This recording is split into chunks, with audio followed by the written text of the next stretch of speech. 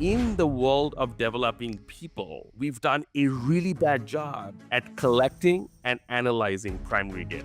We've gone and built beautiful dashboards and beautiful outputs without actually fixing the input. 90% of managers say they're miserable when it comes to their performance management system. Our guest today describes himself as a personal patient of the pain, and he's on a mission to revolutionize performance management systems by combining AI and humans and focusing each on what they do best. Welcome to the Learn-It-All Podcast, the show for today's leaders who want to get ahead and stay ahead, because we know that great leaders aren't born or made, they're constantly in the making. I'm your host, Damon. I'm a two-time best-selling author, and I'm the CEO of Learn-It, a live learning platform that has helped upskill over 2 million people over the past 3 decades. Joining me today, I'm excited to welcome JJ Ghatak. JJ is the founder and CEO of OnLoop, a Gen AI company focusing on making every manager a great manager. And in our conversation, we really dig into why continuous feedback fosters team growth and better results, why high performers crave constructive feedback just as much as those who are struggling, and how real-time feedback aligns individuals and organizational goals. And I think we have a really fascinating conversation around the future of AI and knowledge work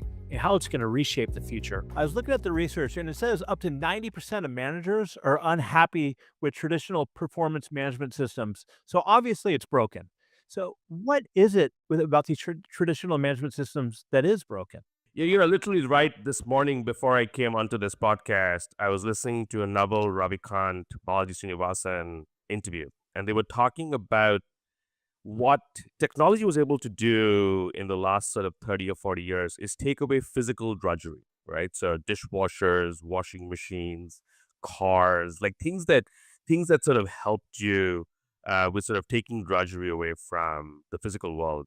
I think in the process at work, we've created a lot of intellectual drudgery. So report writing, form filling, email writing, essay writing. And I would say writing performance reviews is probably one of the most palpable, globally sort of prevalent Miserable. versions of that intellectual drudgery. And I think not only is it intellectual drudgery, it also leads to really poor results and outcomes. So my sort of founding moment was back in 2018. I was asked by Uber to go run our Philippines business, and I inherited a 50-person team. I had to do calibrations and sort of ratings in about 2 weeks. And for those 2 weeks, all that people did was sit and write reviews. But when we went into the calibration room, we still made up stuff from memory because none of that data was actually skimmable or usable for decision making. So not only was it highly time consuming, but it was also ineffective and also biased. And which is why, like, I don't believe performance management as a category of software works. In the same way that taxi as a category did not work until Uber came around and sort of brought technology into how people move from point A to point B. And so performance management and also OKRs have been a terrible implementation of goals and feedback. And what we set out to do is, can we do goals and feedback in a way that people don't hate it? Because goals and feedback are really sort of the underlying pillars of high performance businesses and are really part of the business operating system, but they've sort of been co-opted by form filling processes that have led to people hating them. Yeah. So let's stay there for a second. Why are goals and feedback so critical? Because ultimately, and we actually sort of put that into our own proprietary framework that we call collaborative team development. Because often we talk about the job of a manager, and it's sort of seen as this woo-woo sort of, dark arts thing about, oh, like good managers are great, but like everybody's had a bad manager and nobody quite knows why. And so we're like, can we sort of really productionize this and break this down? So we broke it down into 5 layers. And the base layer is around energy and motivation, right? So if someone's not motivated to perform for whatever reason, right? It might be going through a health crisis or something, maybe going on at home, or it's conflict at work. But energy and motivation really sits at the bottom of the base layer performance. And I don't like the word well-being for that angle, because well-being sort of makes it sort of not associated with performance, but we really think energy and motivation sits at the base of it. And the next layer above that is goals. And we define goals as targets, projects, and skills. And sort of driving ultimate clarity around what each individual is trying to do. Because if you don't have clarity around what you're trying to do, and that may not always be a number, right? So certain jobs cannot be easily quantified, but it can be quantified either into a target, project, or skill. And if you can stack rank that well and prioritize it, your likeliness to succeed massively increases. And we tell managers that if your people are motivated and they know exactly what they need to do a good job, that is 60% of the battle won. And then the remaining 40% is what we call the sustaining performance layers, which is two layers of feedback. So celebrate feedback, not just to recognize people, but to really help them understand what their superpowers are. And then finally, the top two layers are usually where you need to help high performers. So you need to give high performers constructive feedback to help them understand how they can be better. And then ultimately learning and growing on a continuous basis based on sort of skill goals or feedback that you're receiving. And actually, the biggest mistake we see managers make is when they have a low performer, they immediately jump to improve feedback. So they tell them all the things that they could be doing better without actually investigating what's happening at the more core layers of performance, which is energy and goals. And when they're a high performer, they sort of give them no constructive feedback because they're like, oh, you're doing a great job. Like, keep doing what they're doing. But what they're actually craving is constructive feedback to get better over time. And you can actually abstract that out to an organization as well. So we think about this as a model for individual productivity. But if an organization is not energized, and we all know of organizations that kind of go stale, right? Like people talk about HP and companies that used to be big in the 50s and 60s, and GE, another example that sort of just became slow and sluggish. And then if your strategic priorities are not clear, or you don't know when to take big technology leaps, you also kind of die. And so we sort of apply the model to individual productivity, but often we've seen organizations sort of scaling that to how do we think about organizational productivity too. I think team dynamics is a different topic, and we can go into it, which has a separate set of factors to it. But when I was at Stanford Business School doing my MBA, we spent 2 years effectively learning feedback. And a lot of people consider Stanford to be the world's best business school, and sort of the emphasis on self-awareness and feedback was a cornerstone of the program. But when I came back to the workplace and we had to deal with Workday and Reflective and massive form filling exercises at Uber, I was like, look, like these are HRIS systems that do the job of having a database and running integrations. They're not meant to really inspire sort of regular growth from businesses. And so there has to be sort of a decoupling on how we think about sort of core HR systems, which I call systems of record, and then sort of systems of action that drive day-to-day behavior. And so, and frankly, I didn't know much about the industry per se. Uh, I was a personal patient of the pain. No, I like that, and I've got so many questions, but going back to goals for a second, so we talk about individual personal goals.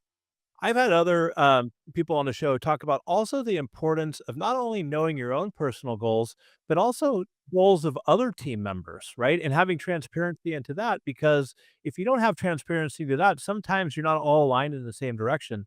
Can you speak to that a little bit? Totally. So actually, one of our customers, Seek Now, which is an insurtech company out in Louisville, Kentucky, came to us with two very well defined problem statements.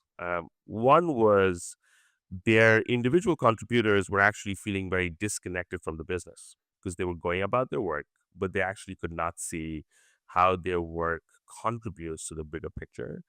And their leaders who wanted to drive big strategic initiatives did not have confidence that they were going to achieve those outcomes because they did not have visibility on other things happening in the company, sort of, you know, filling up. And they really liked the approach of thinking about goals as targets, projects, and skills. I think that OKRs at a company level, and actually OKRs do work at a company level. They just don't trickle down and cascade very well unless you have like a super specialist who's gone and learned it, and then they teach it to the company for like 9 months, and then everybody JJ, forgets it. I'm a hundred. You can't. You need somebody basically to have a full-time job to just manage in project management that. And so the organizational cost of doing that is just ridiculous. And so what they now do is in their monthly management meetings, we've built them these really pretty sort of flow diagrams that sort of link sort of high level goals to sort of team goals and individual goals. And when they have a leading priority, like I want to improve customer experience by 10%, if that actually does not have projects feeding it, it's not going to change. And if the projects feeding it are off track, that's also not going to get better. And so that's now got built into sort of their operating system to sort of think about goals very simply as targets, products, and skills, keep them regularly updated to the app. And we've kind of also separated the dashboarding layer with the input layer. So the input layer is largely mobile to make it very easy to do. And then sort of the dashboarding and the visualization is primarily desktop because that's just a better surface to do it on. And people then can see, right? Like this project I'm working on, actually this feeds into this really important company priority, and that's where it sits. And then if a bunch of streamlines coming into a big company priority is red, the business can very quickly decide to focus resources towards moving that faster. And it's not rocket science, but I think we thought about it purely from first principles. We were not bogged down by what other people had done before. And I think that's probably our largest innovation is that we didn't try to copy paste past successes and try to sort of build a product of it. We were like, look, what is fundamentally at the essence of goals and feedback, and how can we make it really frictionless for teams? And actually, one of the other sort of things we did for a while, and we now feel sort of ready to change that, is that we did not treat HR as the customer. We treated the business as the customer. And that meant that as a small product team, we could ensure our entire roadmap was focused on building better sort of outcomes for the business versus our roadmap being hijacked by what integrations do you have and what access control measures do you have and where are your servers and do you have backup, which are things that HR and IT care about. And they're all really important. But if your entire roadmap as a small startup is hijacked by functional orgs, you just don't innovate to solve the problem. And we're now talking to a very large insurance company, and the first conversation was with all of HR and IT. And I literally said, "Look, I feel like I'm ready to go from being a toddler to sort of a young child, and so I'm happy to start sort of really starting the conversation with HR and IT. But I wasn't ready before that because I didn't think I had solved the problem for the business well enough to then think about how does this work within an organizational context. And this goes back to what we were talking about before we came on the show as well. I think that often entrepreneurs when they sort of raise capital or around venture capitalists, there's a habit of trying to recognize patterns and things that have done in the past that have worked. When you're trying to solve large, hard problems, you have to sort of ignore everything that's been done in the past, and and that doesn't always sit well with people, frankly. And so I think we've had to do things in a bunch of contrarian ways to actually solve the problem because it's not a new problem. It's been around for a very long time, and we had to ask ourselves why is this not solved yet?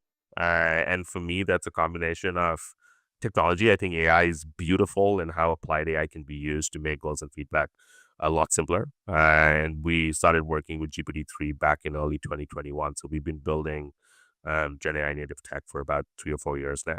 And then B, I think you got to think about it from first principles, and I don't think that's necessarily happened before. Yeah, and so what you're saying, so if I'm hearing correctly, you started off with maybe the going out in a specific direction, but then you realized that, hey, I got to get HR involved and kind of hear what they're saying. Is that a shift that you made intentionally, or is that just through being curious and making a couple of mistakes that you realize, hey, I got to get these guys in IT and everybody else involved earlier in the process? I think it's the size of organization you're working with. So we deliberately sort of tried to work with organizations sub 500. And actually, the sweet spot is sort of 100 plus people to 500 people, where sort of the decision maker was often the COO or the founder CEO of the business. When you're talking to an organization that's 55,000 people, A lot. the decision maker is not going to be the CEO of the business. It's going to be the CHRO of the business or the head of performance or rewards.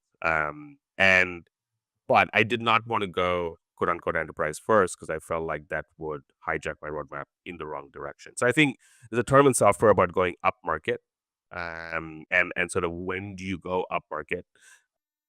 And sort of my strategy was we would go up market as soon as we felt we had solved a core customer problem really well. Um, and I've only started seeing data to validate that in the last 3 to 6 months, And what problem is that you solved really well that you're seeing? really increasing the quality and frequency of feedback in the organization on a 360 basis, which is collecting regular observations on your manager, your direct reports, your peers, as well as very high goals coverage in terms of every individual in the org having true clarity on what they're working on, and then aligning that to organizational goals. Speaking about true clarity, I just had the privilege to interview Doug Conant, who is the CEO of Campbell's, who did a massive turnaround, 25,000 person company. And he just kept emphasizing the importance, especially in 21st century leadership, how important it is to be crystal clear, both from your own and intentional, both from your own perspective, but for your organization. Because JJ, if you're not, then guess what? Everybody, the anxiety goes up. People are frustrated because they don't know what they're supposed to do, right? Yeah, and actually, that clarity is not that hard to do in the C suite. I think what is really hard is how do you translate that clarity down to every part of the organization. And I think most organizations have a fairly clearly articulated goals at a corporate level, right? So be it Campbell's or even our customers, when we start working with them, they do have organizational goals. But what they've historically struggled with is how does this translate down? And how do we then use these goals to give everybody clarity? And usually with financial targets, they travel quite well. Like if you have a $5 million revenue target, it's quite easy to chop that up into pieces and have that flow down. But if you have a big strategic shift, right? Like, you know, implement Gen AI in the organization, let's call it, which a lot of large corporates are thinking about. Unless that accurately and effectively sort of breaks down into smaller pieces that other people are doing, you're not going to achieve that top level strategic priority. And that's where we see it often falls apart. And also, you talk about the foundation of your five pillars, motivation and energy. We have 6 or 7 generations in the workforce these days, and especially everybody, but especially the younger generations, they want it to be more than just financial, right? They want to be able to tie their goals and motivation to also purpose. Yeah. No, and actually I was coaching a CEO yesterday. And one of his employees has been saying that he's not been feeling that excited lately. And actually, he hadn't realized this till we spoke that this person was a very high performer who was also the only fully remote member on the team. And so everybody else was based out in sort of Bangkok, but this person lives in sort of um, a village sort of 5 hours away from Bangkok, is never able to spend time with the team. And actually, purpose and meaning is very hard to translate and feel with digital technology today, which is why I'm incredibly excited about immersive VR as another turbine of the future of work to sort of make people feel like they're in the same place even if they aren't. But Google did some research on what makes a high performing team, and this was done maybe about 10 or 12 years ago. And you might have heard of it because that's when psychological safety really became a household term. So this was the Google research in which they said psychological safety of everything else is the most important. But the four other pillars are dependability, structure and clarity, purpose, and meaning as the five things that teams really need to feel as a group. And what I've seen is there are CEOs who are better at the structure and clarity and dependability piece, and there are CEOs who are better at the purpose and mission piece. Very rarely does both those pieces exist in the same leader. Um, and actually, the CEO that I coach is much more. dependability and clarity person. I'm much more of a purpose and mission person. It was interesting for us to have that conversation. But I think to your point, it's not one size fit all. And I don't think we can just apply the same thing. And that's why when we spend time with managers, we often sort of teach them on how to ask the right questions to understand what's happening around that energy and motivation layer. And the reality is that what is most important is awareness of what's going on. Like if someone's spouse is going through a health crisis, you can't do much about it, right? Like but if someone's not feeling a sense of purpose with the work, you can do something about it.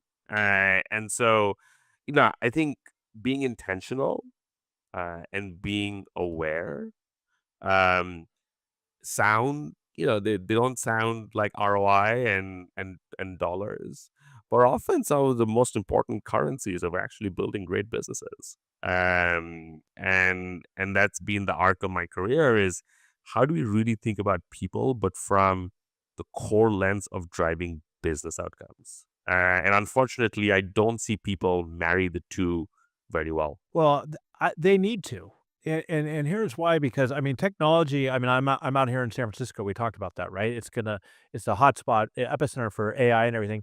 But at the end of the day, you need people are what are going to make your business scale, evolve, and so you need the two. So I think that that's critical. What are some specific examples of questions that you think leaders can be asking their team to help bring that out and, make their employees feel more heard? Yeah, there's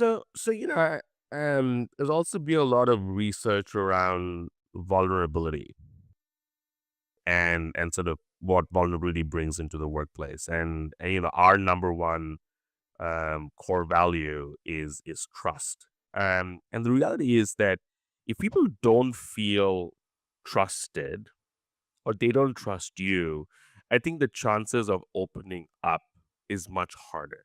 And if people don't open up, you don't ever sort of get down to sort of what's really going on. And so one of the things we often talk to managers about is that if you just go through a shared experience together, or you share something going on in your own life, eh, that often drives the other side to also share. And then when someone says, "Hey, how are you doing?" and they say, "Fine," you probe, right? You just don't take like often managers be like, "Oh, I asked my team member how to do it, and they said fine." I'm like, "Well, but did you like And then move on. Yeah. did you like actually get down to really what's going on?" So I think even before it goes into asking questions, it's really establishing that trust, and often that trust gets established by sort of being vulnerable yourself, and then that then makes the other side sort of open up. But I think in many ways, driving performance is making people feel understood, and that's really the human side of being a manager. And so I love what we talked about before was also that, OnLoop is a technology company, but you're really merging in some of the professional services that go along with it. But in talking about OnLoop, so how does OnLoop help with what we're talking about here? How do we help employees feel more heard and be able to get continuous feedback and learn and grow?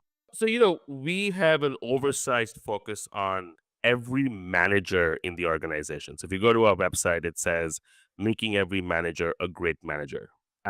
Because we feel that when you do things at an every individual level, it can become almost too much. And if you do things just at a leadership level, it can almost become too little. And so we think about people managers as the most important sort of group in the organization, and then we sort of, in the first quarter of working with a business, we'll sort of run a parallel track where we'll onboard everybody on the platform. And we do very typical sort of, leadership onboarding, manage onboarding, team onboarding around how the tool works and how the tool operates. But in parallel, we will train every manager in the organization through a 4-hour workshop around sort of the 5 layers of CTD, and to really sort of help discuss and understand the core challenges around each of those 5 layers. Um, and what that does is that it energizes the organization to adopt a new approach to going about the business day to day, because frankly, nobody likes a new tool thrown at them. And there is a ton of tool fatigue in organizations, and nobody wants another tool unless they understand that that tool is going to facilitate an approach every day that's actually going to make their lives easier. Um, and so we sort of go in and implement a tool, but we also go teach an approach. And then we sort of round that out at the end of the first quarter with our sort of AI generated performance reviews that we call prisms, that take sort of the ongoing observations and then stitch that together, either structured by values or structured by our own categories, or now we can do that in any custom format that an organization wants. And we sort of show how transformational it is if your organization has goals and feedback clarity without spending days in drudgery of reports. And then it sort of kind of takes off after that on its own. But I think the initial quarter of working with a business is super important to drive the right impact, and which is why we don't shy away from doing the human work as well, of making that impact. Well, that's so important because yeah, there's just an abundance of tools and change fatigue and change in general. People are just get frustrated with. And so I look at it, thinking about it. You're talking about middle managers, people managers, and as I was kind of going through your website, one of the things that struck me, which I think is so key as far as helping them understand why this is important for them, Yes. is that people could spend their whole week writing performance reviews. And from what I could tell, OnLoop does is basically eliminates that and buys back all that time for everybody, right? So that's a great incentive to want to adopt your tool. My t-shirt says you weren't born to write performance reviews. Send me one.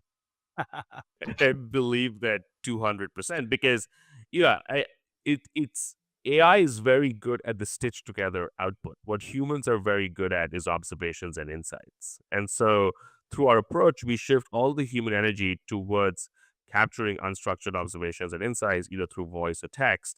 And then we use technology to parse that through, rewrite that feedback out using the right situation behavior impact framework, extracting skills and competencies from it so that people really understand sort of how day-to-day feedback should really work.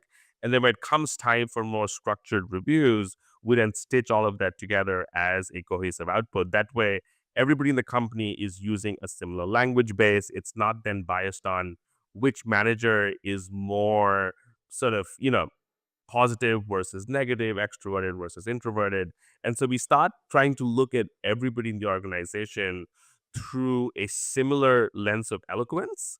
I often talk about how eloquence bias is one of the biggest drivers of sort of gender parity or race, And why is that? because frankly, usually the straight white extroverted male is the most likely to advocate for themselves and their team. And Interesting. and people who advocate most for themselves and their team usually move ahead irrespective of actual performance. And typically, if you talk about global companies, Americans tend to be more sort of visible than say the Japanese in the same org. Doesn't mean that the Japanese person is doing less work necessarily or is less impactful. It just doesn't have sort of an extroverted focus on presence in the workplace. And so by using sort of AI to write reviews or use sort of similar language, you actually create a much more level playing field to make sure the work shines versus someone's ability to market themselves or their team shine. And I think that sits at the core of so many issues that we talk about in the workplace. But often people are out there busy solving systems, and God bless DEI trainers, but I don't think DEI training will necessarily make the workplace more equitable. I think unless we look at the actual practices that make the workplace inequitable, that's not going to change. And I think that also takes place, in the interview process, and I think you have a and I is can you share a little bit about, Interview Hero, right? Because you could use your tool for that as well, right? Yeah, so we did a product hunt launch to use some of the same tech to take unstructured notes from an interview and then sort of convert that into structured insights, into strengths and blind spots, and then sort of observations that sort of the AI is able to extract. Frankly, we haven't done a ton with the product, just because it's out there. People can find it and use it, but um, I think we're busy enough as a fairly small team on sort of making things work end to end around sort of driving day to day clarity. I'm really passionate about recruiting too, and I continue to believe that's another very large broken space. I was just curious 'cause I thought maybe it had something to do with helping drive decisions when it came into the interview process using unstructured data. But hey, maybe you'll get there. You'll get there at some point. Yeah, I mean, I think I've other ideas on how to really fix recruiting, but yes, continues to be a $400 billion broken industry. Have you seen situations where there's a gap between, feedback is actually given in these reviews and actually how team performance happens? So, one of the things we talk a lot about is I think one of the issues with performance reviews being part of compliance, in terms of where it comes from, is that people are often very reticent to put real feedback in reviews, because they see the review as part of company record, right? And so we think about the review and the development conversation cadence at every 3 or 6 months, as sort of one set of outputs, and then weekly one-on-ones or bi-weekly one-on-ones as another sort of cadence and rhythm that gets built in organizations. And actually, right now, we're having a conversation internally in the organization that when someone has an observation about a team member, some of it might be more relevant and maybe more appropriate for going into the weekly one-on-one versus going into the stream for a prism summary.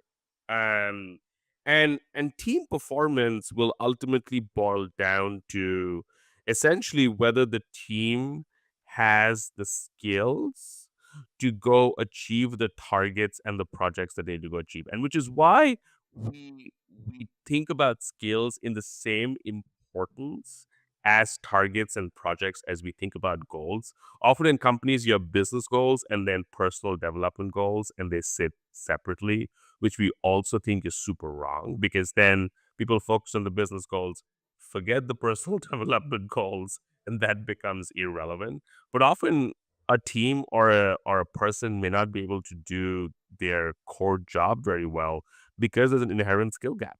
And if you don't close that skill gap, nothing else matters. Mhm. And often an organization might take the call that they don't have the time or the ability to close that skill gap for a particular person and have to let them go or make team changes. But essentially, what what sort of regular feedback does, and what we think is more important than the feedback, is being able to extract the skills and competencies from it to then be able to very quickly sort of help each person understand what their superpowers and blind spots are, and then help organizations understand what their superpowers and blind spots are, so that you can do something about those blind spots, because or else it's very hard to actually drive change. So in OnLoop, does it store or track like what people's, I guess, self-assessed skills are? Is it anywhere that says, like the people like they can self-assess themselves on like I'm good at critical thinking, or their managers can assess them that? Is that accumulated anywhere? So it's a good point. So we actually don't think people should self-assess themselves on anything. They should make self-observations on themselves, right? So you can tell the OnLoop app around, look, for a big presentation, my boss came to me the night before because we still hadn't answered a key client question, and I was able to creatively really look into what are possible new ways of solving it, and really present a coherent argument. From that, we can deduce the person has critical thinking. Okay. I like that. But the problem is, someone thinking their critical thinking has no correlation with the actually have critical thinking, and that's the reality. But you take a set of observations across various people, you can then extract what are people's superpowers and blind spots from it. And so, where we shift everyone's attention to is observations and unstructured observations around the people that you work with, because that is the real primary data, right? Everything else is then deduced from that primary data. And in the world of developing people, we've done a really bad job at collecting and analyzing primary data. We've gone and built beautiful dashboards and beautiful skill taxonomies and beautiful outputs without actually fixing the input. And which is why, as a company, we've been so focused on fixing the input layer. Because if you have, and which is why applied AI is beautiful, because now it sort of allows you to look at a lot of unstructured data and sort of lend structure to it. But that unstructured data on someone being like, yeah, like Michael comes into the meeting and is like kind of lethargic. Like it's clear he's not stupid, but like, his energy is kind of low, and then people are kind of distracted, and like he should do something about it. Like that's the kind of observation that people have, and we like that's great. That's how humans are. Like we don't memorize phone numbers anymore for a reason, because your address book is better at memorizing phone numbers. In the same way that like we should stop teaching people how to do feedback, because it's an unnatural behavior.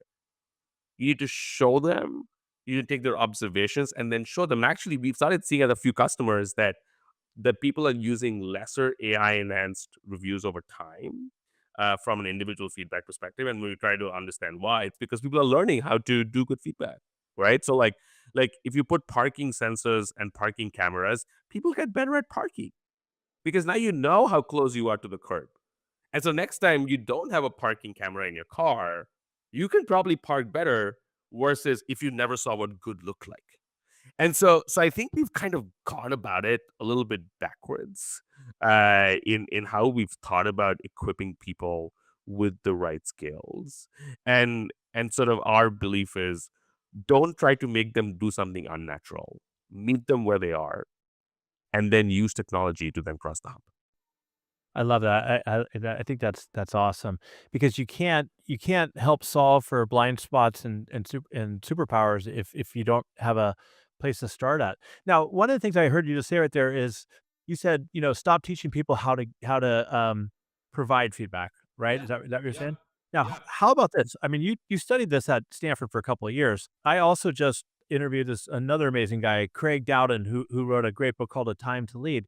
And what he said research shows, JJ, is that really what people need to learn how to do is learn how to receive feedback. What are your thoughts about that? No, 100%. And actually, one of the best ways to create feedback culture in organizations is for leaders to request feedback. And Kim Scott talks about this too, and I've had the privilege of meeting her. Is that the best way to give more feedback is to ask for more feedback, because Mhm. Yeah, once you ask for it, modeling. it You're it modeling. it sort of opens up the other side. The other thing that I talk a lot about, which is why I really dislike the culture of radical transparency, which companies like Netflix and Bridgewater have sort of popularized, is that yes, you can drive behavioral change through fear. Like I think it is a thing, and I worked at Uber for 3.5 years. I love the company, but it wasn't perfect, and I think there were aspects of that there too. But lasting behavioral change does not happen through fear. It happens through inspiration. And when we do feedback training for companies, because we do feedback training too, we just tell them, would use the tool because it's easier. The first thing about giving feedback is asking for openness on the other side, which is why in our app we allow people to celebrate feedback digitally, but we block them from sharing improved feedback digitally. We ask them Interesting. to We ask them to jot it down and have it converted, but then deliver it to the next in-person conversation, and then share it once you've had the conversation. Because openness to feedback and whether someone's in a place to receive feedback is one of the most important determinators of how that person will act upon that feedback. Whether that will lead to defensiveness or apathy, or it will lead to change. And which is why we say that all feedback is direct and kind. And if you screamed at someone and they didn't change, that's on you. It's not on them. And usually we see senior leaders sort of, you know, jumble up their emotions with the feedback. But there is no room for emotion in feedback. You mentioned, you want to, as a leader, you want to find times when people are open to receiving feedback. Do you have any advice for leaders out there? I mean, obviously, it starts with self awareness, but what's some ways that a leader can determine or hopefully get right when somebody would be more open to receiving feedback between when they would not be? It's easy, you have to ask. We're not mind readers. But if you're gonna give someone some constructive feedback, I think the most important thing is to ask, hey, I had some constructive feedback for you. Is now a good time? And sort of just asking for that permission immediately on the other side creates openness. And person might say, actually, you know what? I'm just rushing a deadline. Can we talk about this tomorrow?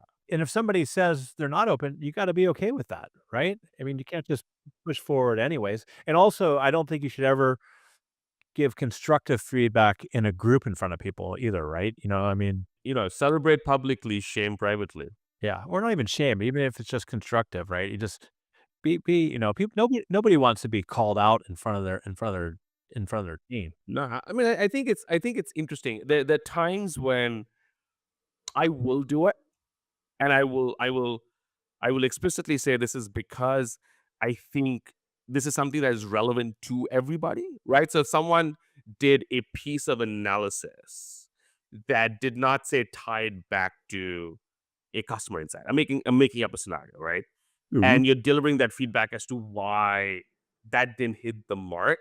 That is often helpful to share because it's a way of doing things at a company that is more effective. And usually in that case, I will use people who I have a deeper trusted relationship with. So like my designer Michael, who I've worked with for 4 years and know inside out, like I will often use him as that example because I know that there is underlying trust that exists, and it's not going to lead to a lack of psychological safety. But if someone has just joined the company, you probably don't want to do that. Yeah, so you gotta know your situation. Correct. So it depends on how much trust is established in the org. And Netflix and Bridgewater would argue that they're very high trust environment, but I don't think they are.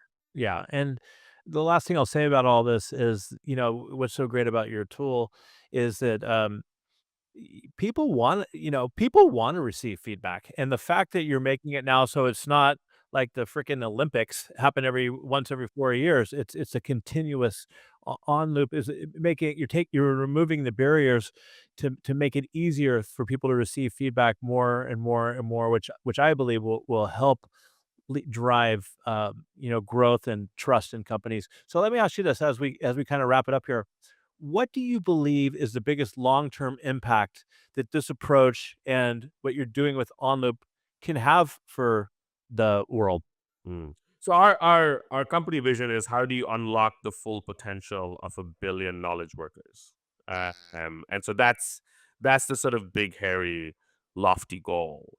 But when I left Uber, I wrote down about 16 or 17 problem statements that I tied together in this category that I call talent tech versus HR tech, on all of the ways that technology was not helping talent in organizations grow because we were designing tools for functional use cases like HR.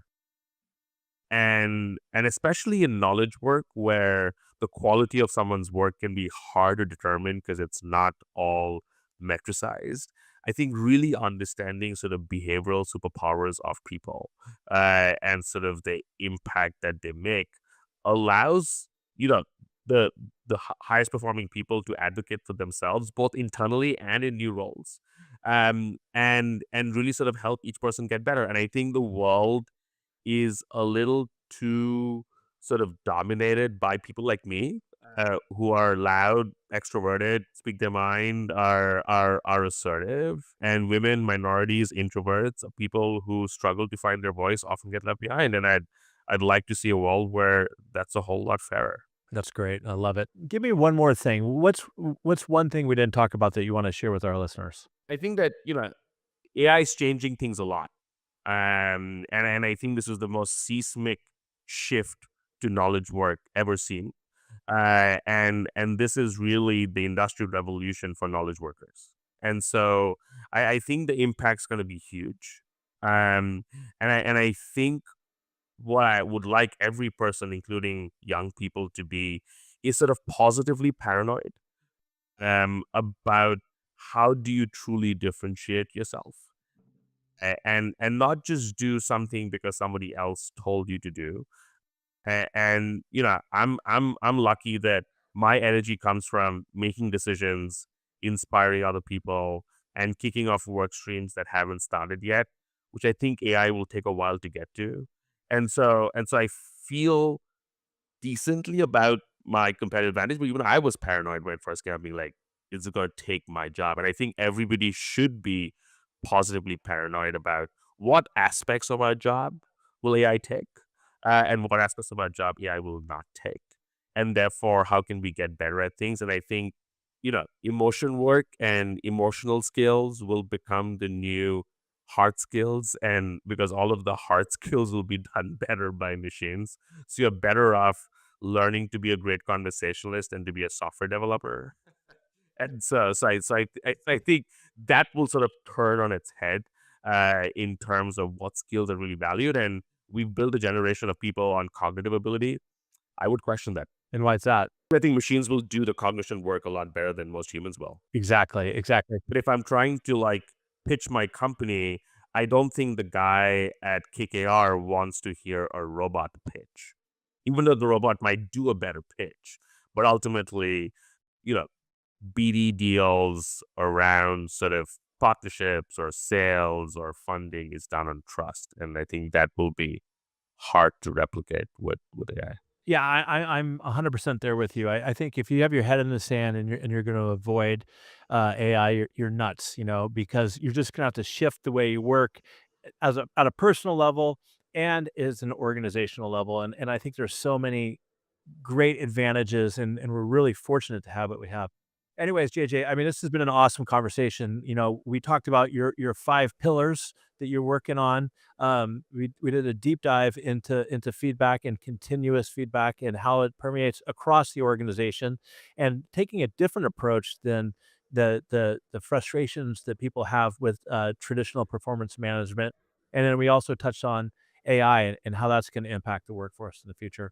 So I just want to say thank you. I had a great time getting to know you, getting to speak with you. I wish you the best luck at OnLoop and everything else you do. I think you gonna have a great impact on the world and that 1 billion people.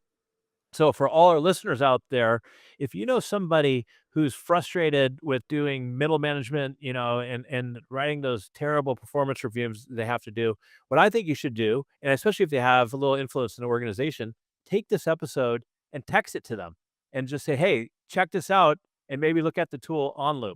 So do that. And then while you're at it, rate and review the Learn-It-All podcast. And until next time, everybody, stay curious and keep learning. JJ, have a great day out there in Singapore, and congratulations on your new 7-month-old kid, man. Good luck.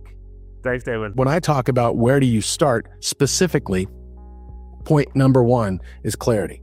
And when I say clarity, I mean specifically 3 things. 1, what's the scope of your strategy?